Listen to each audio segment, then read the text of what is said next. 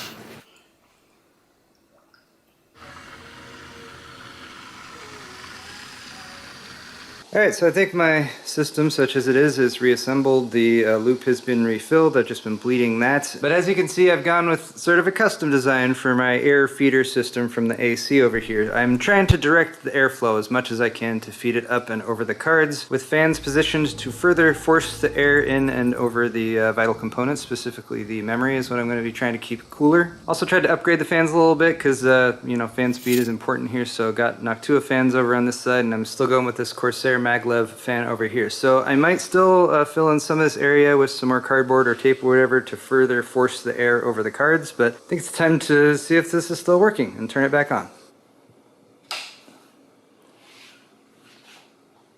Oh, I didn't plug it in. Right now that power supply is just powering the second GPU.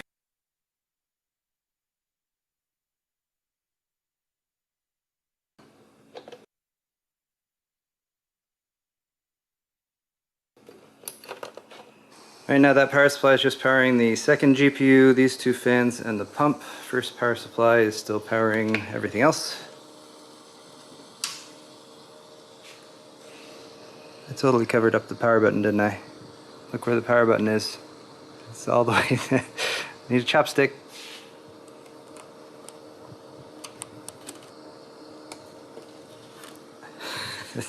Alright, that's easy enough. Alright, well, I'm happy to say that the system is still functional. We're back into Windows. So I think I'm going to do a few system tweaks and maybe swap the memory out. And then it will be time for Hero to... Oh, he's bored, but... Then it will be time to bust these pumps out, get this ice machine going. I'm excited.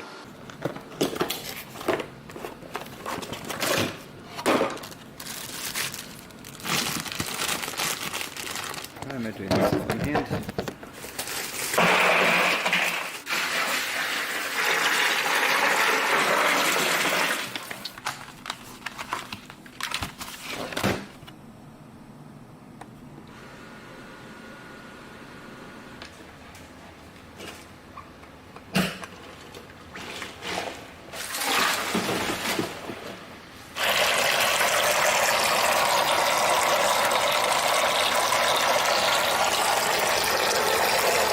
Not a bad change in temperature.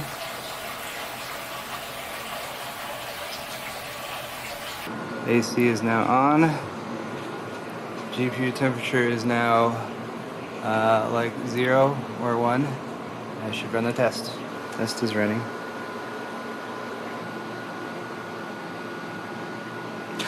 Oh my god, I broke 28,000. Okay, I'm gonna save this right now. Okay, so that was a good run. Getting everything set up took quite a while, and kind of as expected, right as I did get to the point where I was actually using the system, testing it, doing a little bit of tweaking, it's time for my daughter to come home. So I need to take a break for now, but I'm going to come back to this later this evening when it's going to be cooler, and then also maybe I won't have to deal with quite as much of a condensation problem, because I'm definitely getting condensation. I did not have time to wrap anything up like I was planning to or anything, but maybe I will have time for that tonight. For now though, I improved my score. Thank God this wasn't for nothing. Alright guys, it's the next morning, and for better or for worse, I need to end this video, so let's talk about where I landed. So my initial run with the ice water cooling setup got me a score of 28,097, which did put me above Takuko's Tech Lab score, which I believe was an LN2 setup, and it also put me on top of Gamers Nexus. So I jumped from 5th place up to 3rd place, which is pretty nice. And then I managed to further improve that score by 150 to 200 points, landing at 28,256, which didn't improve my ranking at all. Jay was sitting in the high 28,000s, and then yesterday, as I was setting this all up, he posted a score of 29,737. He does not have a video up on that yet, so I don't know what methods he was using. It seems like he did do some more work with the ice water cooling, so I'm kind of curious to see exactly what went down. Actually, what I'm most curious about is whether or not he is using a custom VBIOS, or whether he was using the stock one, because I did this all with the stock VBIOSes, and I think that's something that would definitely help me out, is if I had one that could unlock the power limits. For my testbed setup, I ended up running the 10900K at 5.4 gigahertz max boost on a couple cores. I was just using an offset, so it was going between 5 gigahertz on all cores up to 5.4 gigahertz. I did get the Thermaltake Tough RAM memory installed. I had a bit of difficulty getting it to run at 4600 speed. Dialed it all the way back to 4300 to get it running, and then I eventually pushed it back to 4400, so that was a nice bump over the 4000 speed that I was running with the other kit. Oh, and then I finally remembered to turn hyperthreading off on the 10900K, because that is something that can also get you a bit of a higher score if you're running a test like Port Royal that isn't really CPU dependent. Now what I was hoping was going to be my little trick shot, my little ace in the hole or whatever special method, was adding salt to the water, because if any of you have ever made homemade ice cream before, you know you gotta salt the ice around the bucket, because salt lowers the freezing temperature of water, and essentially it means that your water can be colder while still staying water and still flowing through the radiators and everything. I would also like to say that my radiator flow method setup down here was actually working really well too, so that was pretty cool. I did notice a difference after adding all that salt in there. I think the lowest temperature dropped down to 0 from where it was maybe 1 or 2 before, so it did impact things a little bit. So I think my airflow tunnel that I set up down here with all the fans on it and everything was fairly effective, although still wasn't able to get the memory past about 550 or plus 550 for the memory overclocking. So it does seem like there's some headroom there for overclockers who are going to get full blocks going on there, or other solutions like, of course, LN2. I didn't do quite as much testing as I would have liked to last night though, for 2 main reasons. One was condensation, and I was hoping waiting until it was nighttime, ambient temperatures being a little bit cooler would reduce that, but I think just the humidity in this area, I was getting a lot of condensation on my fittings, and I didn't go in there and wrap them or anything like that, because after I got all this taped up, it's kind of difficult to take apart. Also, with it being difficult to take apart, made it challenging because I realized one of my blocks definitely has poor contact versus the other. One of my GPUs was maxing out at about 40 degrees Celsius, and that is too hot. I mean, that's pretty good if you're setting up a water cooling loop and you're running an ambient and you're like, oh, 40C, that's fine. But when you're running ice through the loop, that's not exactly what you want to see. I was getting down to 0 when it was at idle, but whereas one of my GPUs was hitting around 20C, which I think is about what it should be with the ice loop setup, the other one going to 40 is just indicating that no, there's something physically wrong there with the block. So that combined with the condensation issue made me think, like, you know, I would really need to tear this down and sort of rebuild it to remount that block, maybe do something to deal with the condensation, but I'm out of time for this video. Now I know, and I've known for a while, that what's coming next is LN2 cooling, and I know that Gamers Nexus and Jay are both going to be doing that, and I know that's an area that I just cannot compete. I managed to scrape together everything to get this ice loop set up, but I do not have the means for getting LN2 going, especially on short notice. So maybe this is the last hurrah for me. I did manage to claw my way back into the top 3 multiple times over the course of the past week or so, so I'm really proud of that. I'm very proud of the fact that I was able to significantly increase my score with all of this effort, and that was definitely a fear of mine for a lot of the time. Was like, oh no, what if like something drips on one of the GPUs and there's just a vzz, and then suddenly I'm dead in the water. But fortunately everything is still working, and that does mean that I have a big question for you guys. Now like I said, Jay and Steve, they're gonna move on to LN2, they're gonna beat my score, that's coming no matter what. But would you guys be interested in seeing me try to do one final best case scenario setup with this build? I'd have to tear down stuff, I'd have to remount the GPU thing, I'd have to maybe rebuild it, I maybe could try to see if I could get access to a different VBIOS or something like that. BPS Customs was hitting me up and said that he had some success loading the Asus Strix VBIOS onto the MSI Gaming X Trio card, but I don't know for sure. I am watching my daughter all day today, so I will do that, and if you guys want to give me some feedback, that was very much appreciated down in the comments section. Let me know if you've been enjoying this overall series, because I certainly have. Shout outs and mad respects to Jay and Steve for their continued work towards this competition. Even Jay giving me a hard time, you know, I can handle that. I can deal with it. It's okay, Jay. I understand. Maybe you could be a little bit more creative with your taunts though from time to time, you know, give people something more to chew on than just like, ha, I was better. That's all the time I have for this one though, guys. Thank you so much for watching once again. If you want to hit the thumbs up button on your way out or hit subscribe, that's always very appreciated. And of course, check out my store at paulshardware.net for shirts, mugs, pint glasses, all of that good merch that you might need in your life. Who knows? Thanks again for watching though, and we'll see you next time. You haven't seen a great yacht until you've seen my yacht. Where's my iPhone? Look at this pristine baby. I call her the SS Koizumi. And God, is she wonderful. Are you jealous? I think you're jealous.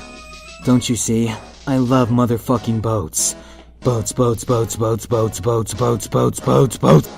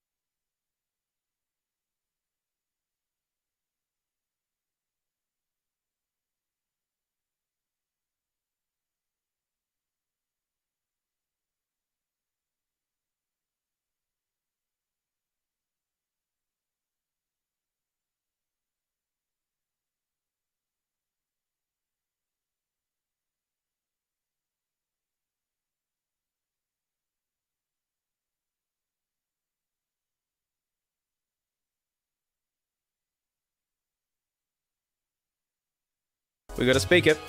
Ah, come on, give it. Give it. Our boy is dying. Power on. Bluetooth mode. That sounded hot. Auxiliary mode. Anything you say, hey. And this is fun because we get to bring the sexy speaker out again. Power on. Bluetooth mode. Oh, and when you plug it in, she goes into auxiliary mode. Dirty. Auxiliary mode. Oh, she knows. You live up there. Whoa, watch out, Shrek. Easy does it. Power off.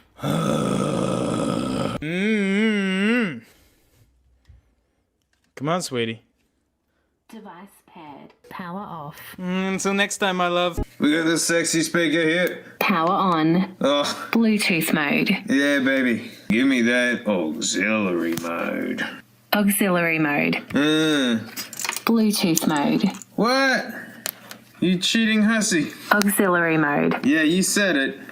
Power on. Bluetooth mode. Oh, how you going, darling? It's been a while, hasn't it? You know I only want one thing, and it's disgusting. But all I want is that auxiliary mode. Auxiliary mode. Oh. Power off. Until next time. Where's that sexy speaker? Power on. Bluetooth mode. Yep, you know what I want. Auxiliary mode. Power off. Nice work. Power on. Bluetooth mode. What if we Device paired. Wouldn't be a true Dank Pods video if we didn't indulge ourselves with... Auxiliary mode. Power on. Bluetooth mode. Don't you hurt it. Don't you do it. Auxiliary mode. Okay. Power off. You always say that. Yeah, baby. Give me that auxiliary mode.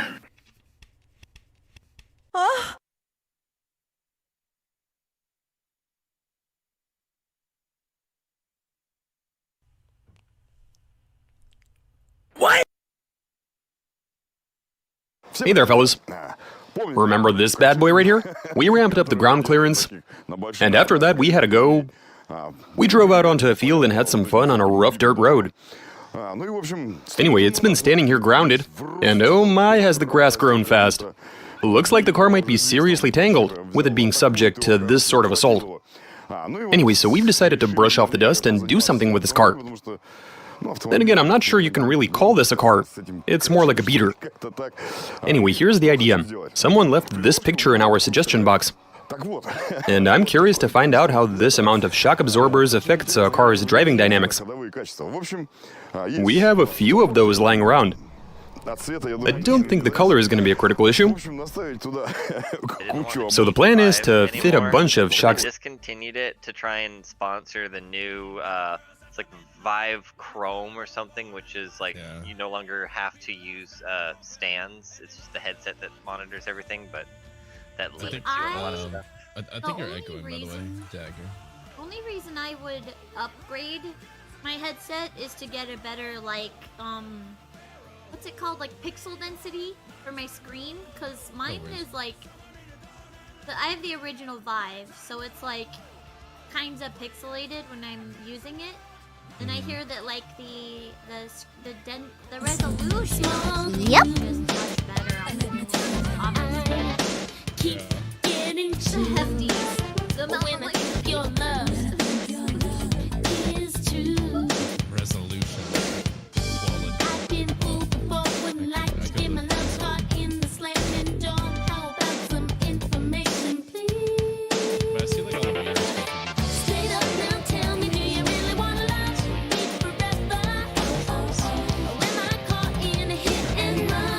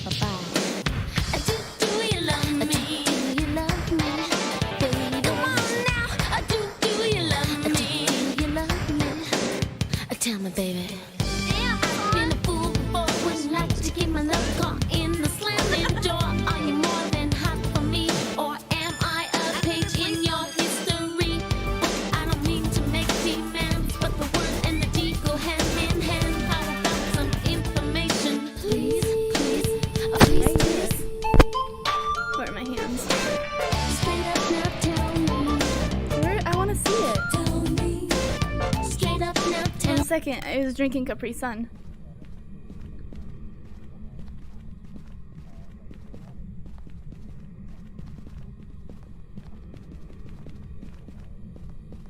Me? Me? Yeah, dead? Dead me? This room. Okay, this room. Garage. Or hallway. You think they're haunted ones? Ooh. There's a big little stompy. So you think the garage, this room, or the hallway is the haunted one? Hey.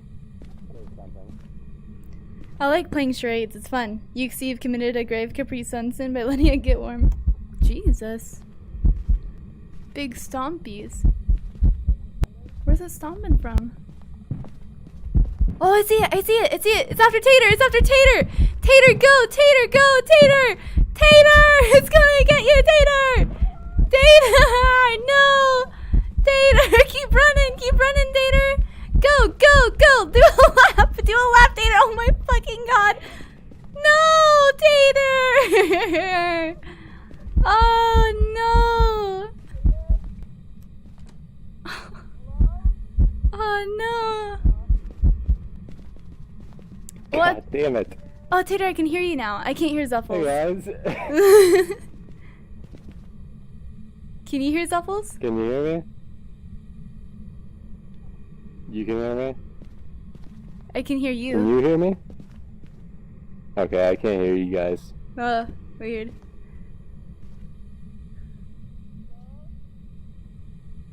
Yeah. Yeah, I don't know what he's trying to tell me. Let's go check up on Taiga.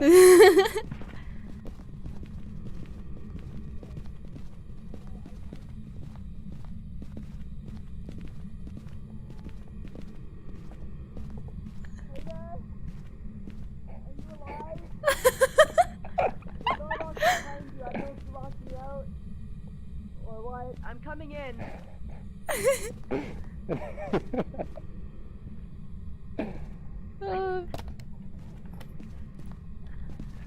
Wait, what was the picture name? The Tater died too slow. Somebody tell Taiga to get out of there. Taiga's doomed. Taiga's looking pretty sus. The door's open.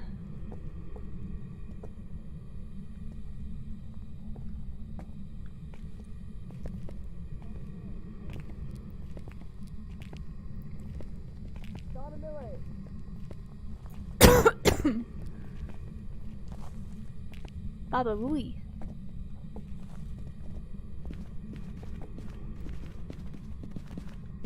That's so